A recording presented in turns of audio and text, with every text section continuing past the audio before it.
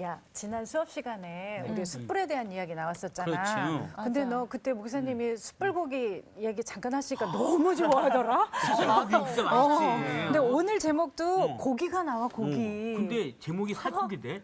뭐 좋아해? 살코기보다는 약간 비계가 좀 있는데 좀 아무래도 부드럽고 좋지. 먹을 줄 아시네요. 역시 고기를 알아. 고기도 있어. 뭐? 양고기만 못 먹겠다. 정말 믿을 수 없어. 말도 안 돼. 자, 여러분들 안녕하십니까? 안녕하세요. 네, 만나 뵈어서 또 반갑고 또 한 주간 만에 이렇게 건강한 모습을 보니까 아주 감사합니다. 들어오기 전에 들으니까 뭐 숯불구이 얘기하고 있어요. 살코기요. 아, 이거 살코기. 지난 시간에 우리가 뭐 공부했습니까? 숯불이요. 숯불. 가출하신 하나님. 떠나셔서. 그렇죠. 네. 주님께서 집을 나가시는 것에 대해서, 성전을 나가시는 것에 대해서 공부를 했죠. 오늘은 주님께서 이제 집을 나가시는데 오늘 이제 11장은 네. 완전히 떠나시기 전에 전에. 예루살렘 동쪽에서 주님께서 이제 좀 머물적 걸으셨다 그러셨죠. 네, 안타까워요. 그래서 이제 오늘 이 11장에 지난번에 공부했던 것 빼고 11장은 주님께서는 이제 성전을 떠나시는데 그러면은 백성들은 무엇을 하고 있는가? 정말 회개를 하는가? 네. 아니면 숯불에다가 뭐 고기 구워 먹을까? 그랬을 것 같은데요. 그 부분을 이제 오늘 우리가 공부를 하게 되겠습니다. 오늘 수업 에스겔 12강 살코기 논쟁. 우리가 이제 11장 1절부터 공부하도록 해보십시다. 네. 그리고 우리 김상훈 학생부터 네. 11장 1절. 그때의 주의 영이 나를 들어 올려서 여호와의 전 동문 곧 동양한 문에 이르시기로 보니 그 문에 사람이 25명이 있는데 내가 그 중에서 이술의 아들 야사냐와 분야야의 아들 블라다를 보았으니 그들은 백성의 고관이라. 네. 이름이 어렵네요. 좀 어렵죠. 성전 동쪽 문은 일반적으로 회합 장소였습니다. 사람들이 모여서 뭐 재판도 하고 뭐 하던 그런 모임 장소였습니다. 여기에 25명이 언급되어지고 있는데 우리가 이미 다 공부했는데 8장 16절에 볼 것 같으면 25명이 태양신을 숭배하고 있었다 그랬어요. 그래서 25명이 같으니까 이 사람들이 그 사람들이 아니었겠느냐 하지만 그렇지는 않아요. 그렇지는 않고 이 25명은 백성의 고관이라고 그랬으니까 네. 이 사회 지도층 인사들이었었다. 이렇게 우리가 추론해 볼 수 있습니다. 이 사람들은 느부갓네살이 예루살렘을 이제 침공했다 그러잖아요. 우리가 신학에서 공부하면은 이 2차 바벨론 포수입니다. 네. 근데 요야긴을 잡아가고 많은 사람들을 이제 포로로 잡아갔다 그랬죠. 그리고 잡아가는데 그때 잡혀가지 않고 그냥 그 예루살렘에 살도록 내버려 두었던 사람들. 그러니까 남겨두었던 인물들입니다. 네. 이걸 갖다 우리가 쉽게 이제 국내파 그렇게 이야기해 봅시다. 정치적인 용어로 국내파. 근데 이 국내파들은 이제 바벨론이 남겨줬으면은 바벨론에게 이제 충성하라고 남겨두었지 않겠어요. 그런데 이 국내파 인사들이 이제 변절을 하는 겁니다. 바벨론에게 느부갓네살에게 변절을 하고 이집트와 군사 동맹을 추진하고 바벨론에 반기를 들게끔 했던 그런 사람들을 의미하는 것이에요. 이 정치적인 이야기하니까 좀 그렇죠. 그러나 하여튼 그 상황이 그랬었다 하는 거니까 여러분 이해를 하셨으면 좋겠습니다. 아수르의 아들 야사냐, 야사냐는 여호와께서 들으셨다. 그거 하니까 얼마나 신앙적인 이름입니까? 네. 그러니까 참 그 부모님이 하나님을 열심히 잘 믿었다. 이렇게 우리가 생각해 볼 수 있는 것이요. 그런데 이 8장 11절에도 사반의 아들 야사냐가 등장했어요, 이미. 근데 그러면 이게 동일 인물이냐 아니면 다른 인물이겠느냐 하는 것에 대해서는 우리가 잘 모릅니다. 네. 동일 인물은 아니었을 것이라고 봅니다. 왜냐하면 아버지가 틀리니까. 그다음에 분하야의 아들 블라데아. 이 블라데아라고 하는 이름의 뜻은 여호와가 구원하셨다. 그러니 역시 이 블라디아도 참으로 부모님이 열심히 신앙생활을 하셨을 것이고 본인도 그렇게 신앙적인 인물이었다고 우리가 그 이름을 통해서 추론해 볼 수 있는 것입니다. 그래서 우리가 이 1절에서 이야기해 보는 것은 에스겔은 어떻든 간에 이제 그 지도적인 인사들이 이렇게 모여 있는 것을 보았는데 이들은 그 이름만 들어도 모든 사람들이 다 잘 아는 그런 아주 저명 인사드렸던 것이 분명한 것입니다. 그다음에 우리가 박진희 학생의 2절을 또 읽어보도록 하겠습니다. 네. 그가 내게 이르시되 인자야 이 사람들은 불의를 품고 이 성 중에서 악한 꾀를 꾸미는 자니라. 네. 이 사람들이 무슨 불의를 꾸몄겠습니까? 무슨 악한 꾀를 꾸몄겠습니까? 이걸 지금까지 여러분들이 제가 설명해 드린 그런 사회 정치적 배경을 여러분들이 이제 이해하신다고 할 것 같으면 이 구절에서 의미하는 것은 예루살렘에 남아있던 자들은 유다와 이집 사이에 군사 동맹을 추진하고 바벨론의 느부갓네살에 대한 그 반란 음모를 갖다가 이렇게 그 시드기야에게 막 하도 그 강요해서 시드기야가 그렇게 배반을 하는 거거든요. 그 바벨론에게. 그래서 나라가 이제 멸망하게 되는데, 그러니까 그런 음모를 꾸민 거죠, 이 사람들이. 그러니까 이것을 우리가 어떻든 간에 하여튼 국내파였다. 이렇게 여러분들이 이해하시면 되는 것입니다. 이 당시에 예레미야는 어떻게 주장했습니까? 바벨론한테 순종해라. 복종해라. 그렇죠. 네, 네. 너 우리 박진희 학생이 아주 대답도 잘하고 똑똑합니다. A 플러스. 전학생도 열심히 공부를 해서 우수한 성적을 받도록 예, 그렇게 열심히 공부하시길 바랍니다. 예레미야는 이 시기에 민족의 살 길을 주장했는데 그것은 전쟁은 모두가 다 상처받고 망하는 길이다. 그러니 차라리 바벨론에게 항복하는 것이 우리의 살 길이다. 이렇게 주장했었습니다. 거듭거듭 이야기하지만 시드기야는 그래서 처음에 바벨론에게 이렇게 순종적이고 조공도 제대로 바치고 그랬어요. 네. 그런데 하여튼 역사적으로 볼 것 같으면 훗날 그가 배신하게 되거든요. 젊은 청년들 많은 말들 하면 그냥 배신을 때린다 그러는데 시드기야가 그냥 배신을 때리니까 블레셋이나 느부갓네살이 와가지고 그냥 때리니까 또 때리고. 그래가지고 멸망하게 된 것입니다. 우리 김영성 학생 11장 3절. 네. 그의 말이 집 건축할 때가 가깝지 아니한즉 이 성읍은 가마가 되고 우리는 고기가 된다 하나니. 네, 이거 이제 드디어 이제 고기가 나오니까 여러분들이 아주 얼굴이 그냥 밝아지시네요. 이제야말로 숯불고기를 먹을 때가 된 겁니다. 이게. 아멘. 3절. 이거 숯불고기라니까 뭐 아멘 소리도 나오고. 다들 좋아하시는데요, 예. 뒤에서도. 자, 이 11장 3절은 국내파의 주장을 아주 가장 분명하게 보여주고 있는 것입니다. 집 건축할 때가 가깝지 아니한즉 이 성읍은 가마가 되고 우리는 고기가 된다. 이 말이 무엇을 의미하느냐? 집 건축할 때가 가깝지 아니한즉은 그냥 이거 해석하기가 그렇게 쉽지는 않습니다만 대충 주석자들이 이렇게 해석합니다. 아직은 건축 시기가 아니다. 즉 폐허가 된 집들을 재건해서 평화적으로 정축하는 것은 시기상조이다.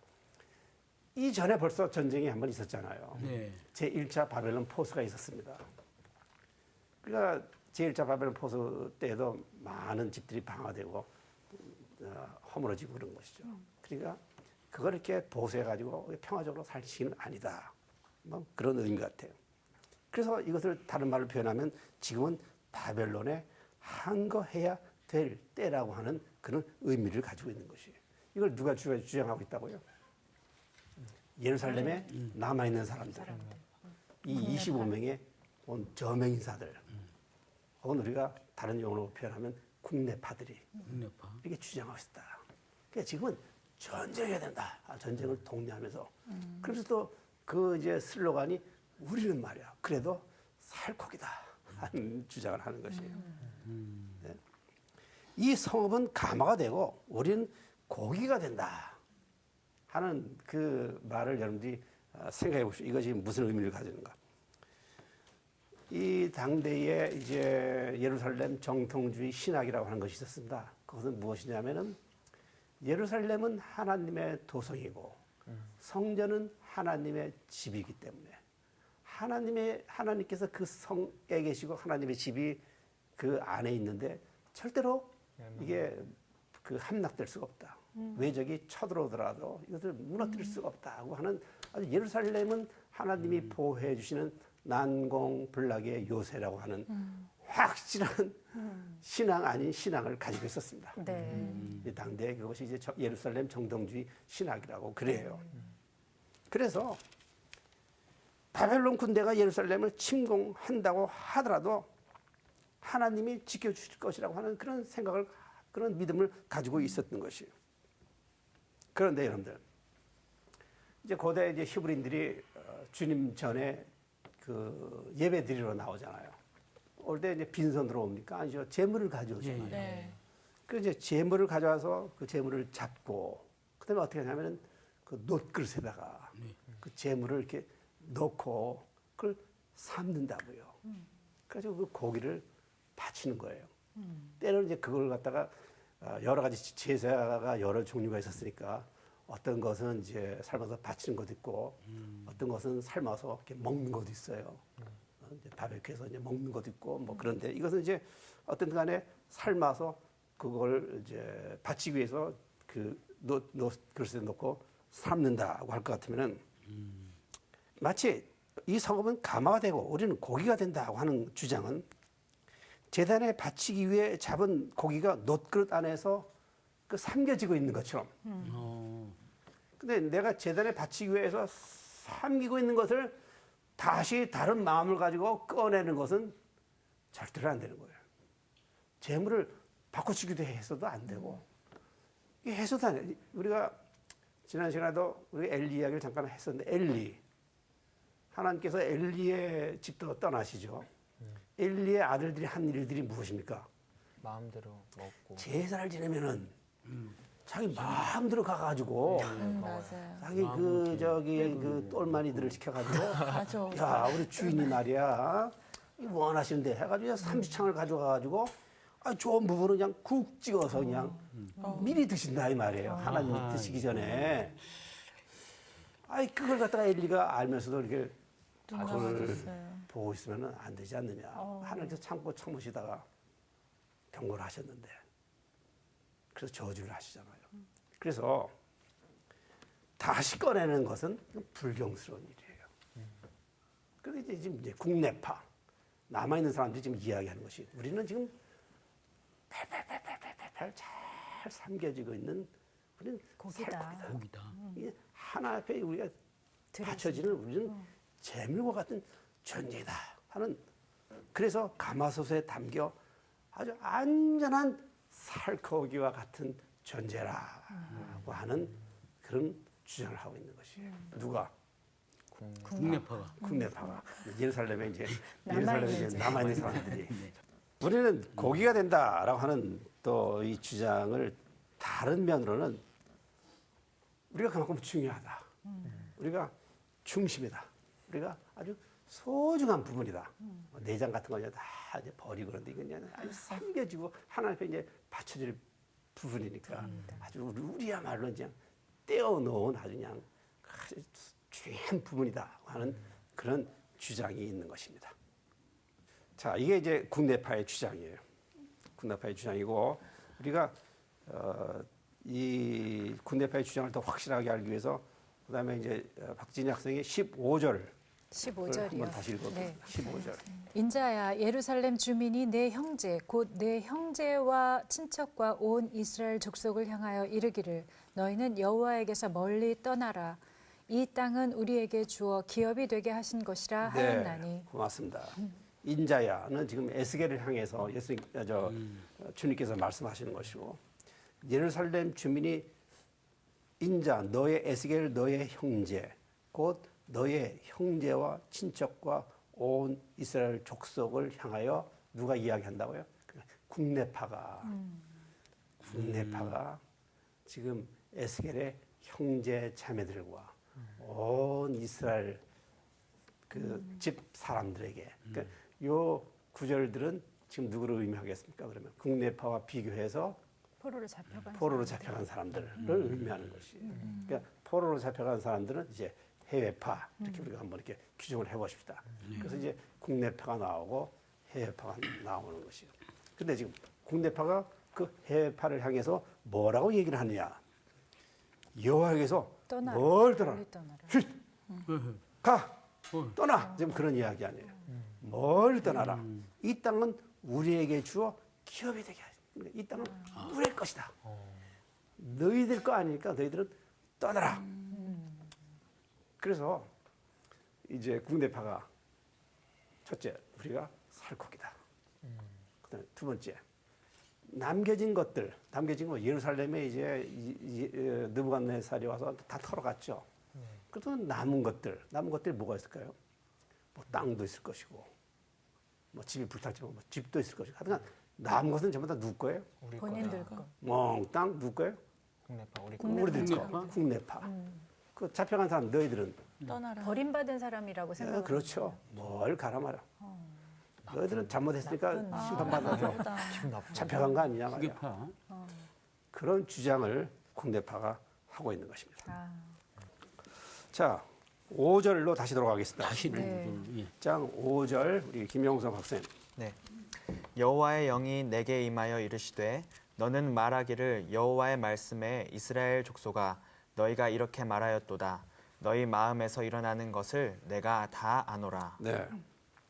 이게 이제 5절부터 볼 것 같으면 5절부터 12절까지 볼 것 같으면 너희라고 하는 표현이 계속 사용되어지고 있는데 이것은 이제 국내에 남아 있는 네. 국내파들을 어떻게 보면 좀 경멸적으로 이제 그 표현하는 것이고 그다음에 지금 이제 5절에서 주님께서 하시는 말씀은 너희가 말해 무슨 일을 꾸미고 있는지 내가 다 안다. 다 안다. 누구든지 하나님 앞에서는 비밀이 있을 수가 없는 것이죠. 네. 우리가 지난번 공부한 거 보면 성전에서 비밀스럽게 뭐 성전 구석진 방에서 비밀스럽게 되어진 것도 주님께서는 다 보셨어요.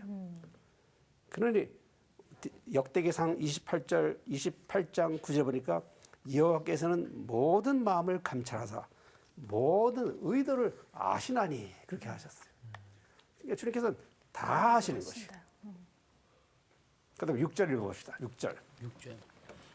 너희가 이 성읍에서 많이 죽여 그 거리를 시체로 채웠도다. 네. 그러면 무슨 일을 했느냐? 결국은 그렇게 주장을 하는 것 같지만 결과적으로 볼 것 같으면은 591년과 580년 바빌론 군대가 예루살렘을 침공해가지고 그냥 많은 사람들이 무수한 사람들이 그냥 살상을 당한 것이에요. 그런 살상의 주 원인을 이렇게 제공했고, 그러니까 살인자나 마찬가지가 된 것이에요. 그래놓고서도 너희들이 뭐 니네가 뭐 살코기라고 이렇게 얘기할 수 있겠느냐 하는 그런 뉘앙스가 있습니다. 그다음에 이제 계속해서 7절부터 10절까지 말씀을 우리가 보도록 하겠습니다. 그다음에 누가 확실한 학생 읽어볼까요? 그러므로 주 여호와께서 이같이 말씀하셨느니라. 이 성읍 중에서 너희가 죽인 시체는 그 고기요 이 성읍은 그 가마인데 너희는 그 가운데에서 끌려 나오리라. 나 주 여호와가 말하노라. 너희가 칼을 두려워하니 내가 칼로 너희에게 이르게 하고 너희를 그 성읍 가운데에서 끌어내어 타국인의 손에 넘겨 너희에게 벌을 내리리니 너희가 칼에 엎드려질 것이라. 내가 이스라엘 변경에서 너희를 심판하리니 너희는 내가 여호와인 줄을 알리라. 네. 살코기가 계속 나오죠. 예. 살코기가 계속. 그래서 앞부분에 이제 그 국내파들이 혹은 예루살렘에 남아 있었던 사람들이 우리야말로 살코기다. 우리야말로 살코기다고 하는 주장을 했었잖아요. 예. 근데 이제 그와 같은 주장에 대해서 이 뒷부분에 지금 읽은 부분에 볼 것 같으면 거기에 이제 반박하는 것이 보이죠. 예. 국내파가 우리가 살코기다 그러는데 오늘 지금 읽은 이제 7절부터 볼 것 같으면 그게 아니다. 하는 이제 반박이 나오는 것이에요. 살코기는 너희가 절대로 살코기가 아니야 하는 것이에요. 너희가 살코기가 아니고 너희 때문에 살해당한 수많은 사람이 죽었잖아요. 살해당한 사람들 혹은 너희가 죽인 무수한 사람들 그들이 바로 살코기다. 즉 국가에 죽임당한 사람들은 아주 국가에 그냥 중요한 임무를 담당했던 사람들이 그 리더들이 그냥 무사하게 죽임을 당했잖아요. 그 사람들이 살코기면 살코기였지 살인자와 같은 너희들 어떻게 살코기가 될 수 있겠느냐. 그들은 가마솥 그리고 이제 그 국내파에게 이제 그 반박하는 것입니다. 너희들이 살코기라고 하는데 거기서 이제 끌려 나와가지고 예루살렘에서 끌려 나와가지고 그 10절, 11절 볼 것 같으면 너희들이야말로 생명이 안전하겠느냐. 너희들도 전범으로 사로잡혀서 해외에 끌려 나와 너희들도 죽임을 당하게 될 것이다. 하는 그런 국내파에 대한 혹은 예루살렘에 생존하고 있는 사람들에 대한 반박이 7절부터 11절까지에 기록되어져 있고 또 정치적으로는 그 예루살렘이 멸망당하고 왕이 이제 시드기야가 성벽을 뚫고 도망가다가 체포되죠. 체포돼 가지고 리블라 지금 시리아라고 하는 곳에 있는 그 전략 도시였는데 거기에 그 느부갓네살의 그 사령부가 있었어요. 그 사령부에 끌려가서 전범 재판을 받죠. 재판을 받아서 그 왕 앞에서 자식들 다 죽이고 처형시키고 왕은 이제 눈을 뽑아서 장님으로 만들고 그래가지고 이제 쇠사슬에 묶어가지고 포로로 끌고 갑니다. 언젠가 우리가 다음에 공부할 기회가 있으면 그 국악적인 그런 그림들을 여러분들에게 보여드리도록 하겠습니다. 네. 그래서 그런 역사적 정황을 또 이 7절부터 10절이 이제 반영해 주고 있는 것입니다. 11절부터 12절을 다시 읽어보도록 하겠습니다. 큰 소리로. 이 성읍은 너희 가마가 되지 아니하고 너희는 그 가운데에 고기가 되지 아니할지라. 내가 너희를 이스라엘 변경에서 심판하리니 너희는 내가 여호와인 줄을 알리라. 너희가 내 율례를 행하지 아니하며 규례를 지키지 아니하고 너희 사방에 있는 이방인의 규례대로 행하였느니라 하셨다 하라. 네. 12절은 하나님의 심판을 초래한 이유가 그 7절에 볼 것 같으면 7절에서는 지도자들의 무지와 폭력으로 고발되어 있지만 이제 12절에서는 하나님의 거룩하심을 짓밟은 그것은 이스라엘의 우상 숭배로 지적이 되어 있습니다. 네. 그다음에 13절에서는 에스겔이 지금 예언을 선포하고 있는데 네. 불려다가 갑자기 이제 사망을 합니다. 13절 한 번 더 읽을까요? 13절 읽을까요? 13절. 이에 내가 예언할 때에 브나냐의 아들 블라디아가 죽기로 내가 엎드려 큰 소리로 부르짖어 이르되 오호라 주 여호와여 이스라엘의 남은 자를 다 멸절하고자 하시나이까 하니라. 네. 블라디아는 아까도 우리가 말씀드렸습니다만 그 이름만 들어도 누구나 다 알 수 있는 그런 저명 인사였던 것이 분명합니다. 그런데 갑자기 블라디아가 죽었어요. 그 저명 인사의 그냥 그 갑작스러운 죽음이 충격이었던 것입니다. 또 그 이름 자체로 볼 것 같으면은 부모가 하나님을 열심히 잘 믿었던 것으로 우리가 추론해 볼 수 있고 누구나 다 잘 아는 그런 저명 인사인데 갑자기 죽임당했다니까 에스겔도 충격을 받아가지고 하나님 앞에 막 중보의 기도를 올리는 거야. 아니, 하나님 이렇게 사람들 다 이렇게 멸망시키시면은 누가 남습니까? 하는 그런 안타까운 마음으로 그 주님 앞에 울부짖는 것을 우리가 볼 수 있습니다. 이제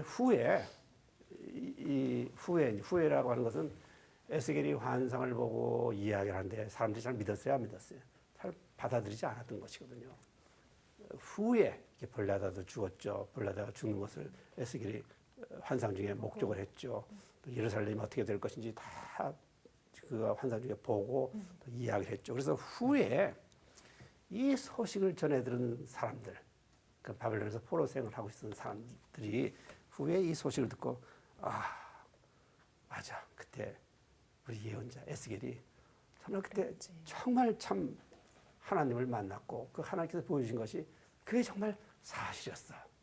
하는 그렇게 이제 깨닫는 이제 계기를 이 같은 사건들이 주지 않았을까 생각해 보는 것입니다. 네. 어떻든 간에 블라다의 사망으로 충격받은 에스겔의 즉각적인 중보기도와 그로 인한 이제 14절 이하의 포로들에 대한 소망의 말씀이 그래서 소개되어지고 있는 것입니다.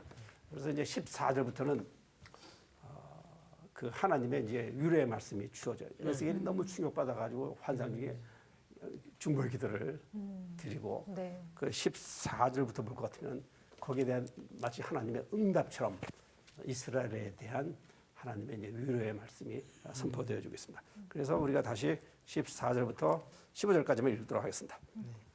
여호와의 말씀이 내게 임하여 이르시되 인자야 예루살렘 주민이 내 형제 곧 내 형제와 친척과 온 이스라엘 족속을 향하여 이르기를 너희는 여호와에게서 멀리 떠나라 이 땅은 우리에게 주어 기업이 되게 하신 것이라 하였나니. 네, 그래서 아까 우리가 그 말씀을 읽었죠. 네. 그리고 이 말씀을 의미하는 것은 이제 국내파의 주장이었다고 그랬습니다.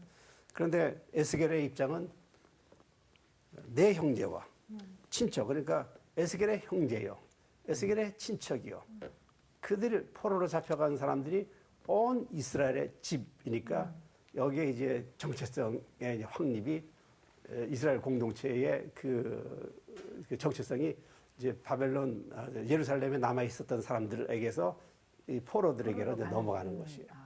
그렇구나.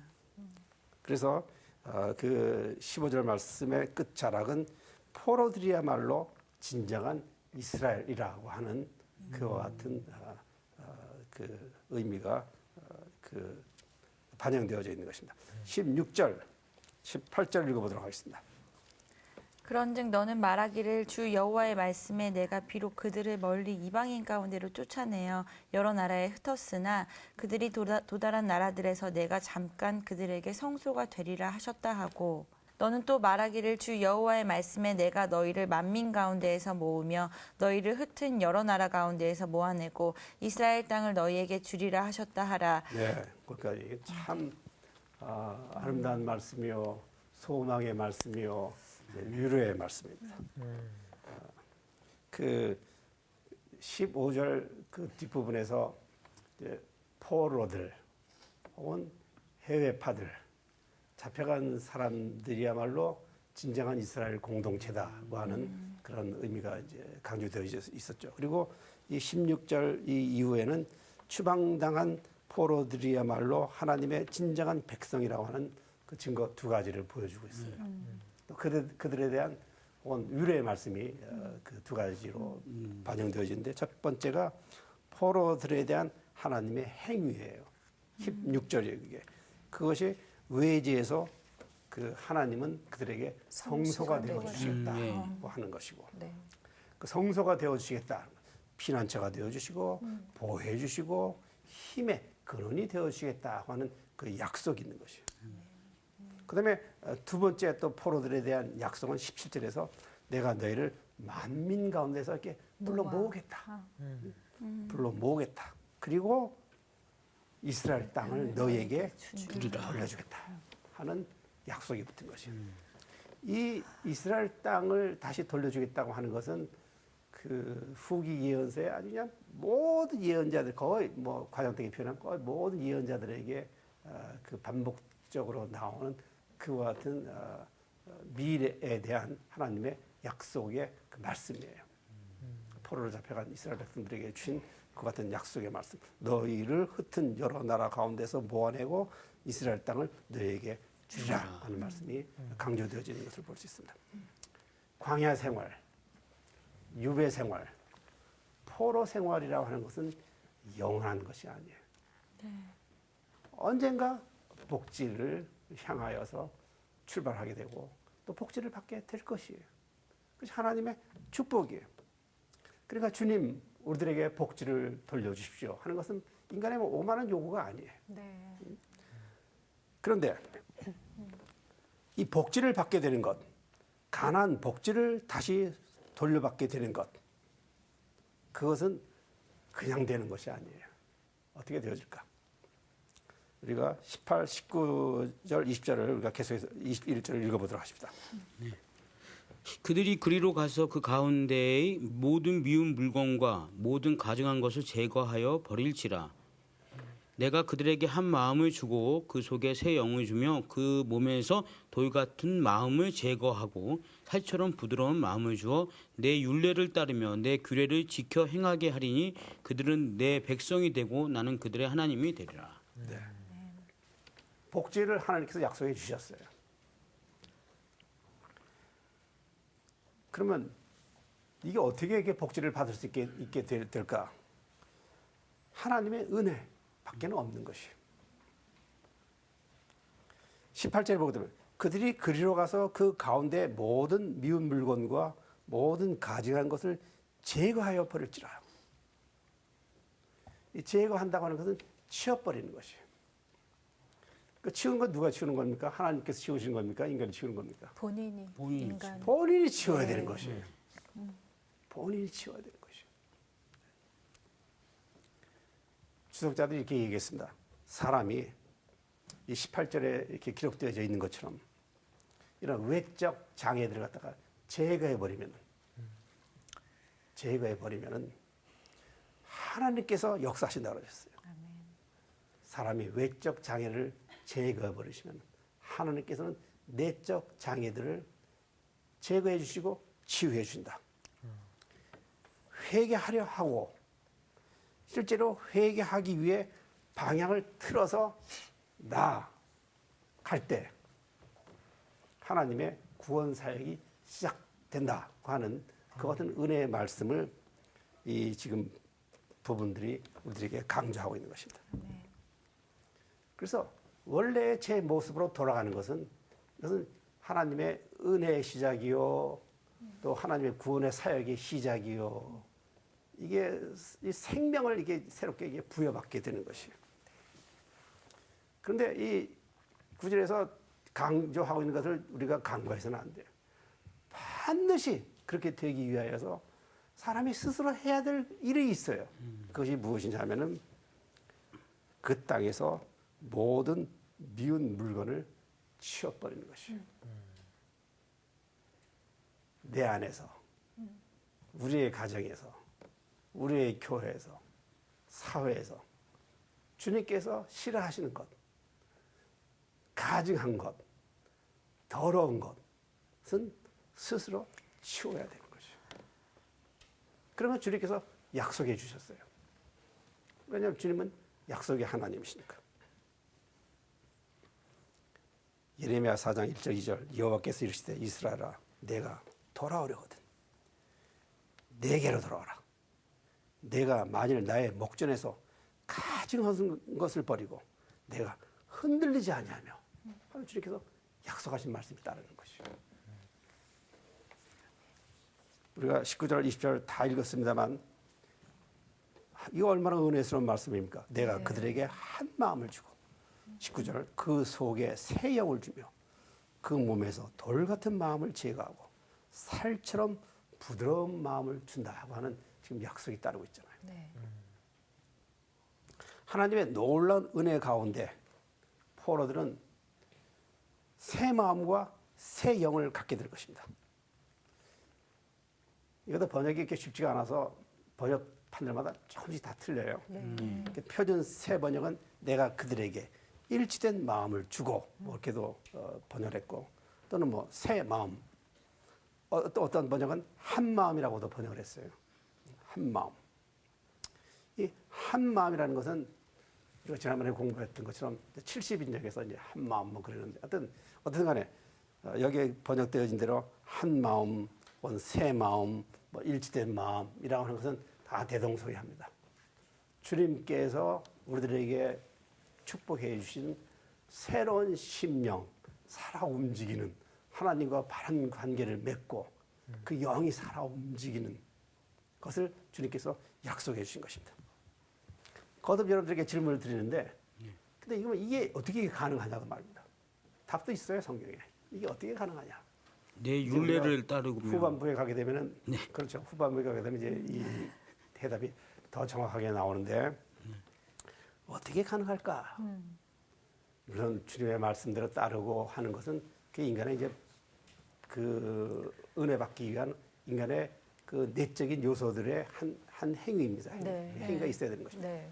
근데 이게 어떻게 가능하느냐? 성령의 역사입니다. 아멘. 성령의 역사. 성령의 역사가 이것을 불가능을 가능하게 하는 것입니다. 그들은 내 백성이 되고 나는 그들의 하나님이 되리라 고 약속해 주시는 것입니다. 21절 말씀, 결론의 말씀입니다. 누가 읽을까요? 우리 다 같이 읽게 21절 말씀. 네. 시작. 그러나 미운 것과 가증한 것을 마음으로 따르는 자는 내가 그 행위대로 그 머리에 갚으리라.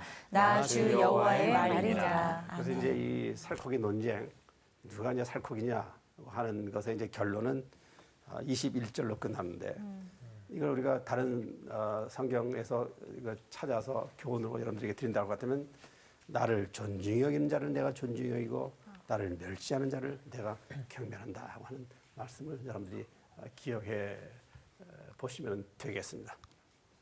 자, 이제 살코기 논쟁의 결론을 내리겠어요. 이제 에스겔이 이제 환상을 보고 있는 것입니다. 중요한 것은 지금 하나님의 영이 이제 떠나는 것입니다. 이스라엘이 범죄하여서. 그리고 이제 마지막으로 우리가 공부했으니까 알지만 하나님의 영이 이제 떠나버리거든요. 근데 하나님의 영이 떠나시기 전에 하나님께서 이제 마지막으로 이스라엘 백성을 바라보시는 것이에요. 그런데 이 사람들을 보니까 어떻게 하고 있어요? 자기네끼리 싸워요. 고기 가지고 누가 살코기냐 싸워가지고 네. 티격하고 있는 것이에요. 이게 성경 말씀을 이렇게 우리에게 이제 반영이 되어져 있고 실제 사회 정치적으로는 이렇게 이들이 그 서로 다른 정치적인 그 견해에 따라서 이렇게 서로 싸우다가 그러다가 결국 나라가 망하게 되는 것이에요. 네. 그래서 오늘 본문에 반영되어 있는 이 살코기 제가 논쟁이라고 붙였는데 제목을 살코기 논쟁은 삶의 현실 속에서 특별히 위기를 맞이해서 지금 하나님께서 지금 막 떠나신다고 할 것 같으면 신앙적인 위기 아니에요, 이게. 네. 그런 신앙의 위기가 어디 있겠어요? 인간의 관심과 하나님의 관심이 각기 다르다. 이런 위기의 시기에 인간이 갖고 있는 관심사는 무엇이냐? 오직 살코기밖에 없다. 자기 존재, 내가 자기 명예, 자기 재물, 자기 살궁리, 자기를 드러내는 것밖에 없다. 그걸 가지고 주장하고 싸우고. 그래서 인간의 관심은 살코기라고 하는 것을 우리가 현대 영어로 표현하면 그런 절대절명의 위기의 순간에 우리가 갖고 있는 오직 유일한 관심은 물질밖에 없지 않느냐. 이 물질 때문에 결국은 현대 교회가 이렇게 되고 신앙이 그냥 퇴보를 하고 아니면 하나님께서 떠나시는 거거든요. 슬퍼하시면서. 그래서 하나님은 이러한 순간순간에 어디다 관심을 가지고 계시느냐. 거룩하신 하나님의 관심은 생명 그 자체에 있다고 제가 여러 번 말씀드렸습니다. 네. 생명 주시고 그 생명이 꽃 피우고 열매 맺고 보람 있게 살게 되기를 바라시는 거룩하신 주님이신 것입니다. 성령을 통해 새 마음과 새 영을 주시겠다고 약속하시는 주님. 주님은 그 위기의 순간에도 우리가 살기를 바라시는 주님. 그래서 오늘 이 본문이 우리들에게 주는 교훈이 있습니다. 교훈은 그러니 하나님의 관심사가 무엇인지 이렇게 분별하고 네. 성령의 역사와 능력을 통해 살게 되기를 바라는 그와 같은 신앙적 교훈을 오늘 본문이 우리들에게 주고 있는 것이에요. 아멘. 그 살코기가 뭐냐? 그건 아무것도 아니다. 네. 너의 영이 죽어져 가는데 영이 살아야 되지 않겠냐고 주님께서 깨우쳐 주시고 있는 것이 오늘 살코기 논쟁의 결론이 되는 것입니다. 그래서 결론은 주님께서는 주님을 존중히 여기는 사람은 주님께서 존중히 여겨주시는 것이에요. 그러나 주님을 멸시하는 사람은 주님께로부터 멸시를 받는 것이에요. 끝. 아, 깜짝이야. 자, 질문 있습니까? 예, 예. 계속 지금 이제 숯불 고기 생각이 나세요? 아니요, 그런 생각 안 들고요. 저는 참 그 이스라엘 백성이 참 멍청하다는 느낌을 지금 떠나고 하고 계신데 지금 그걸 바라보지 않고 회개를 해야 되는데 말이죠. 지금 괜히 자기네들끼리 지금 이러고 있으니. 고기 논쟁 벌리고 있으니까 네. 한심한 거죠. 그렇죠. 한심한 거예요. 예, 근데 하나님 그게 입장에서도 한심했을 고대 것 이스라엘만 그랬느냐? 예. 우리는 안 그러느냐? 현대 기독교인들은 그렇지 않느냐? 그렇게 우리가 이제 말씀을 고기를 통해서 좋아하는. 생각해 볼 수 있는 것입니다. 그래서 고기 잡수실 때마다 에스겔이 이 말씀을 생각하시고 네. 주님은 진실로 내가 살기를 바라시는 생명 주시는 주님이시구나 하는 것을 기억하시고 한 점, 두 점 드시면 더욱 건강해질 것입니다. 아멘. 그렇습니다. 고맙습니다. 또 감사합니다. 고맙습니다.